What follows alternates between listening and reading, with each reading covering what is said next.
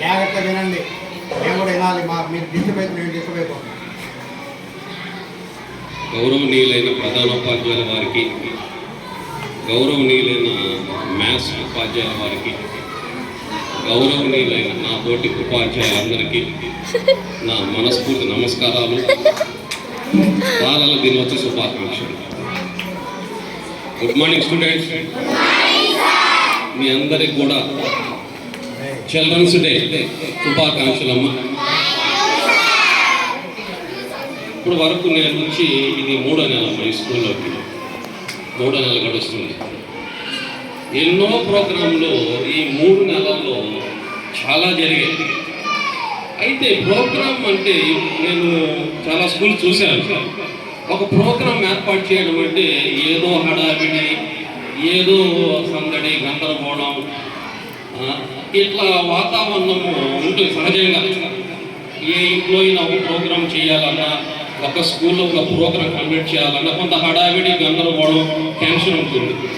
కానీ ఇక్కడ ఈ స్కూల్లో మాత్రం అసలు ఏం ఏర్పాటు చేస్తున్నారు, ఏం మీ ప్రోగ్రాం రెడీ చేస్తున్నారు, ఎప్పుడు డిస్కషన్ జరుగుతుంది, ఏం లేదంతా ఒక అండర్స్టాండింగ్తో ఇదంతా కూడా చాలా ఆశ్చర్యము, చాలా అభినందించాలి మనం. ఒక హెచ్ఎం సార్ మిగతా స్టాఫ్ను అందరినీ కూడా ఈ స్కూల్లో ఒక మంచి అండర్స్టాండింగ్తో ఒక ప్రతి ప్రోగ్రామ్ని సైలెంట్గా ఏర్పాట్లన్నీ చాలా చక్కగా చేస్తున్నందుకు ఇది చివరిలో చెప్పాలి, ఓట్ ఆఫ్ థ్యాంక్స్లో చెప్పాలి. కానీ అది మర్చిపోతానేమోనని నా ఒక ఆనందాన్ని, అభినందనని ముందుగానే తెలియజేస్తున్నాను సార్. మీ అందరికీ మనస్ఫూర్తిగా అభినందనలు. చాలా చక్కగా ఏర్పాటు చేస్తున్నారు. ఇటువంటి హడావిడి కనపడకుండా ఇప్పుడు ఏదో పాటలు పెడితే తెలిసింది చిల్డ్రన్స్ డే ఏర్పాటు చేస్తున్నారా ఆయన. నాకు తెలియలేదు వాస్తవంగా సార్. ఇప్పుడు ఇంతకుముందు హెచ్ఎం సార్ కూడా అడిగాను. చాలా ఆశ్చర్యం, చాలా సంతోషం. మంచి స్టాఫ్, మంచి అండర్స్టాండింగ్. ఓకే అమ్మా. ఇప్పుడు ఈరోజు చిల్డ్రన్స్ డే సెలబ్రేషన్ మనం చేసుకుంటున్నాం కదమ్మా. ఈ చిల్డ్రన్స్ డే ఎందుకు జరుపుకోవాలి? వెరీ గుడ్ అమ్మ. నెహ్రూ గారి జన్మదినం రోజున మన భారతదేశం అంతా కూడా అన్ని కాలేజీల్లో, అన్ని స్కూల్స్లో చాలా ఘనంగా బాలల దినోత్సవం జరుపుకుంటున్నాము. ఎట్లాగైతే సర్వేపల్లి రాధాకృష్ణన్ గారి బర్త్డేని టీచర్స్ డేగా జరుపుకుంటున్నాము, మోక్షగుండం విశ్వేశ్వరయ్య గారి బర్త్డేని ఇంజనీర్స్ డేగా జరుపుకుంటున్నాము. అదేవిధంగా మొన్న మౌలానా అబుల్ కలాం ఆజాద్ గారి బర్త్డేని నేషనల్ ఎడ్యుకేషన్ డేగా జరుపుకుంటున్నాము. అక్టోబర్ 31 సర్దార్ వల్లభాయ్ పటేల్ గారి బర్త్డేని నేషనల్ ఇంటిగ్రేషన్గా జరుపుకుంటున్నాము. ఇలా ప్రతి ఒక్క జాతీయ నాయకుడి యొక్క సేవలని, వాళ్ళు మన దేశానికి చేసిన గొప్ప సేవలని మనం స్మరించుకునే దానికోసంగానే ఇటువంటి కార్యక్రమాలు ఏర్పాటు చేస్తున్నాం. అయితే వాస్తవంగా ప్రతి సంవత్సరం ఇదే నవంబర్ నెల 20వ తేదీ అంటే 20th of నవంబర్న ఇంటర్నేషనల్ చిల్డ్రన్స్ డే జరుపుతారమ్మా. International children's day every November 20th. కానీ మన భారతదేశంలో మాత్రము నవంబర్ నెల 14వ తేదీనే చిల్డ్రన్స్ డే సెలబ్రేట్ చేసుకుంటున్నాం. ఎందుకంటే జవహర్లాల్ నెహ్రూ గారికి పిల్లలంటే చాలా ఇష్టం ఉంది. అసలు ఈ జవహర్లాల్ నెహ్రూ గారు ఎవరు? వారి బర్త్డేని మనం చిల్డ్రన్స్ డేగా ఎందుకు సెలబ్రేట్ చేసుకోవాలి?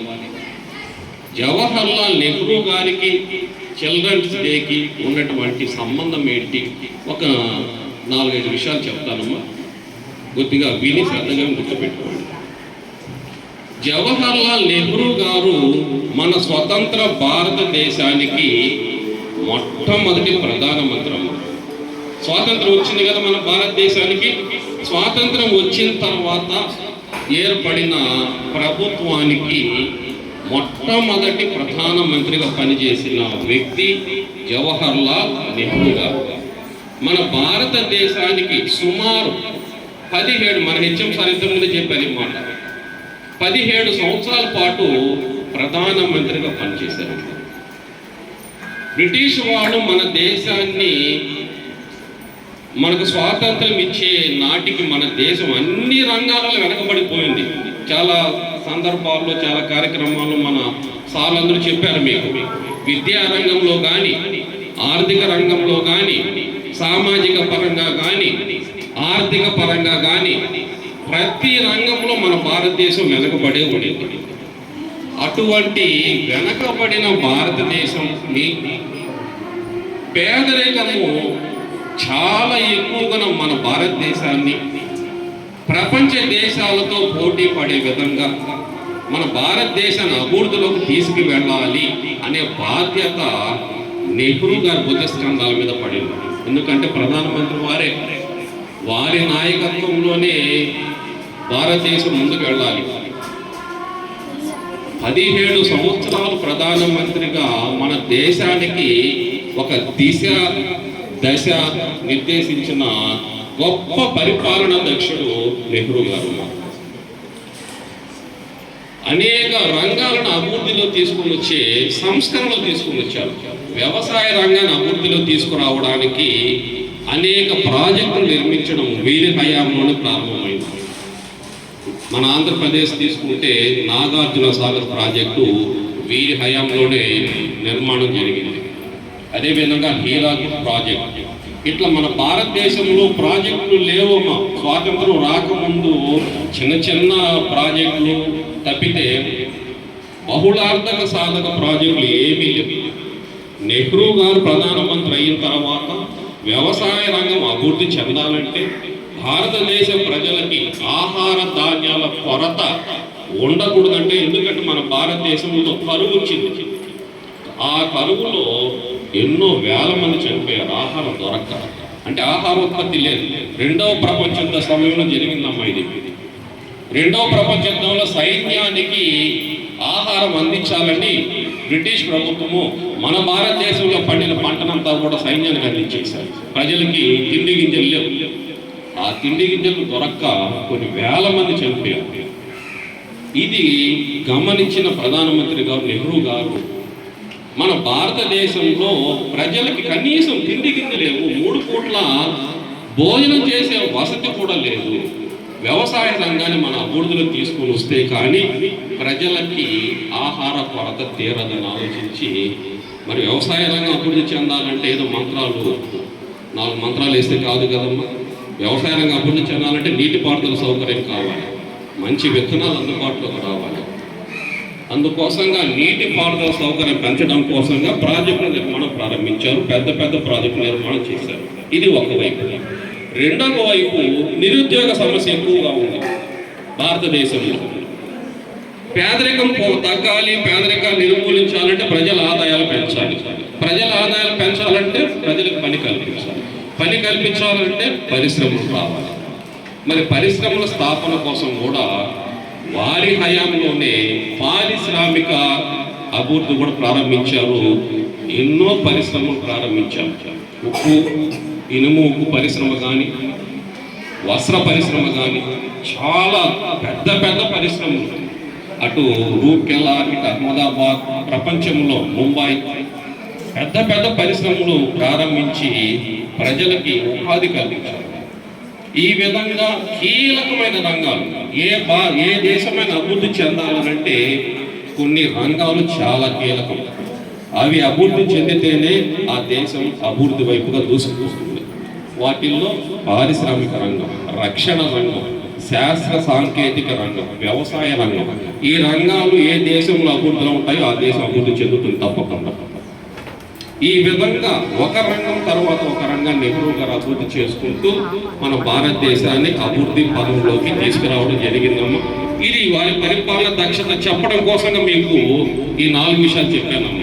నెహ్రూ గారు పిల్లలు అని 4 మాటలు చెప్పేస్తే వారి గొప్పతనం మీకు తెలియదు కాబట్టి వారి యొక్క గొప్పతనం, వారి పరిపాలన దక్షత, మన భారతదేశాన్ని ఏ విధంగా అభివృద్ధిలో తీసుకొని వచ్చారని ఒక అవగాహన ఉండాలని వారి పరిపాలన గురించి వారు చేసిన కీలకమైన రంగాల అభివృద్ధి గురించి మీకు 4 విషయాలు చెప్పడం జరిగిందమ్మా. దాన్ని పక్కన పెడితే బాలల దినోత్సవానికి వస్తుంది. మరి జవహర్లాల్ నెహ్రూ గారి జన్మదినాన్ని వారి జన్మదినంగానే జరుపుకోవచ్చు కదా, బాలల దినోత్సవంగా ఎందుకు జరుపుకుంటున్నామంటే వారికి బాలలంటే ఇష్టం, పిల్లలంటే ఇష్టం. వారు జీవించి ఉన్నంత కాలం కూడా ఎక్కడ ఏ కార్యక్రమానికి, వ్యక్తిగత కార్యక్రమానికి వెళ్ళినా కానీ, ప్రభుత్వ కార్యక్రమానికి వెళ్ళినా కానీ అక్కడ పిల్లలతో ఎక్కువగా మమేకం అయిపోయేవాళ్ళు. పిల్లలు కనిపిస్తే వాళ్ళతో సరదాగా కలవడం, వాళ్ళతో మాట్లాడటము, వాళ్ళకి నచ్చినటువంటి కానుకలు ఇవ్వడము, పిల్లలతో ఆ విధంగా తను కూడా ఒక చిన్న పిల్లలాగా కలిసిపోయేవాడు. ఒక చిన్న పిల్లల మనస్తత్వం, పిల్లలు చూస్తే తాను కూడా ఒక పిల్లవాడుగా మారిపోయేవాడు.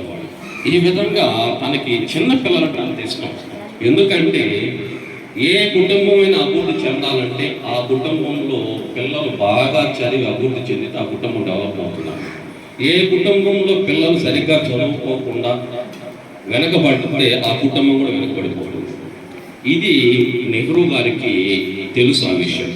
అందుకే నెహ్రూ గారి కుమార్తెమ్మ